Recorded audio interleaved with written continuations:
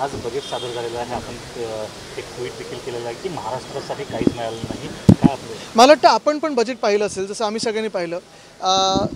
पूर्ण बजेट वाचत असताना एकदा तरी आपल्याला महाराष्ट्र हा शब्द ऐकू आला आहे का? सर्वात महत्त्वाची गोष्ट म्हणजे करदाता म्हणून आपण सर्वात जास्ती कर देत असतो. महाराष्ट्र म्हणून आपण जास्तीत जास्ती कर आपल्या देशाला देतो, दिल्लीला देतो. आपल्याला काय मिळतं? ठीक आहे, बिहारला जे मिळालं पाहिजे ते मिळालंच पाहिजे, आंध्र प्रदेशला मिळालं पाहिजे ते मिळालंच पाहिजे. पण आम्ही काय चूक केली आहे की महाराष्ट्र म्हणून आमच्यावर एवढा भाजप राग ठेवून काम करते? परंतु ज्या प्रकारे नाही, आता तुम्ही गद्दार गँगला विचारा ना. एवढं सगळं त्यांनी पलटी खाऊन गुजरात, गुवाहाटी, सुरत वगैरे जाऊन नाचून आले. त्यांनी महाराष्ट्रासाठी काय मिळवलं? घटनाबाह्य मुख्यमंत्री आहेत, त्यांनी महाराष्ट्रासाठी काय मिळवलं? NCPतून फुटलेले आहेत, त्यांनी महाराष्ट्रासाठी काय मिळवलं? आणि भाजपने ज्यांनी इथे घटनाबाह्य सरकार स्थापित केलं आहे त्यांनी या आपल्या राज्यासाठी काय मिळवलं हा विचार करा. म्हणजे इंडस्ट्रीज जातात आपल्याकडून, ते गुजरातला जातात, सगळे बाकीचा पैसा जो आहे तो बिहार आणि आंध्र प्रदेशला जाणार, तिथेही काही हरकत नाही. एवढीच मागणी आहे की कमीत कमी स्थानिक तिकडच्या कॉन्ट्रॅक्टरनं काम द्यावं किंवा ती पण गुजराती लॉबी तिथे येईल. केंद्र सरकार वाचवण्यासाठी आंध्र प्रदेश आणि बिहारला भरपूर मदत करण्यात आलेली आहे. केंद्र सरकार वाचू शकणार नाही. काही दिवसात खेळ होणार आहे, हे तुम्ही लिहून घ्या. आगामी विधानसभेसाठी सुद्धा हे बजेट कितपत? मला वाटतं विधानसभा आणि निवडणुका हे जरी डोळ्यासमोरून बाहेर ठेवलं आपण, तरी देखील गेल्या 10 वर्षात भाजपानी आपल्या महाराष्ट्राला एक हाती सरकार असताना देखील काय दिलं, त्यांचं सरकार इथे महाराष्ट्रात असताना तरी काय दिलं, आणि 2 वर्ष घटनाबाह्य सरकार भाजपचंच आहे. आपल्याला महाराष्ट्राला काय मिळालं बघा. इथून जे इंटरनॅशनल फायनान्शियल सर्व्हिसेस सेंटर होतं, BKCमध्ये होतं, ते त्यांनी हलवलं गुजरातला गिफ्ट सिटी म्हणून. काही आक्षेप नाही, पण आम्हाला मुंबईत द्या एक गिफ्ट सिटीसारखं एक इंटरनॅशनल फायनान्शियल सर्व्हिसेस सेंटर. ते दिलं नाही. पुणे एअरपोर्टचं काय झालं? अनेक वर्ष जी मागणी आहे. पालघर एअरपोर्ट जे आम्ही मागत होतो हे काही दिलं नाही. शेतकऱ्यांना काही पॅकेज मिळालं का? मिडल क्लासला काही मिळालं का? काही नाही मिळालं.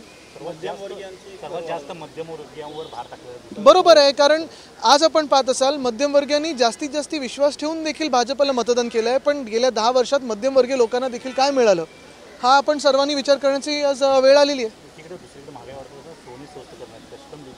मी आता त्या खोलावर जाणारच नाही, कारण जी काही चिरफाड करायची ती आपण आपल्या माध्यमातून करत आहेत. मी आज एवढाच प्रश्न विचारतो की जास्तीत जास्त कर देऊन महाराष्ट्राला काय मिळालं आज, भाजपाकडून काय मिळालं आज हा विचार करा.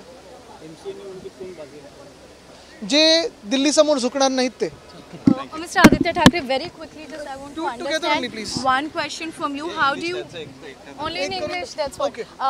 So I just quickly want to understand how do you interpret today's budget?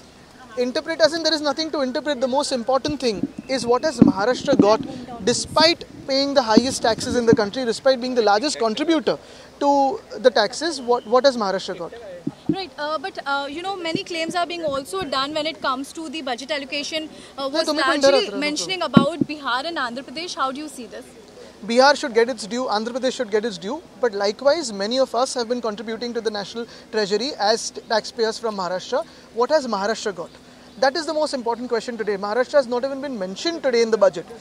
The BJP constantly insults Maharashtra and the BJP hates Maharashtra, and that is what we have been seeing in the past 10 years. Is this a kind of step to safeguard in the government in center? The government in the center won't be safeguarded. The government won't be safe. There will be khela that will be happening very soon. You have been also hitting out when it comes to national highways, and you have been calling it as PR bubble. How Yes, do you see the NHA and Road Transport Ministry of Government of India has been nothing but a PR bubble. If you see in Maharashtra also, Mumbai-Goa highway for the past 10 years, Mumbai-Nashik highway, Mumbai-Ahmedabad highway, the worst highways in India are on these 3 highways. So it's just a PR bubble, and any talk about infrastructure and contribution to infrastructure is just a bogus talk.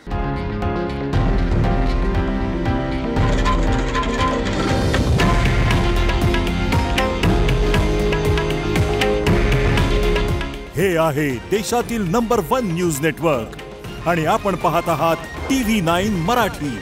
काळजी तुमची, हित महाराष्ट्राचं.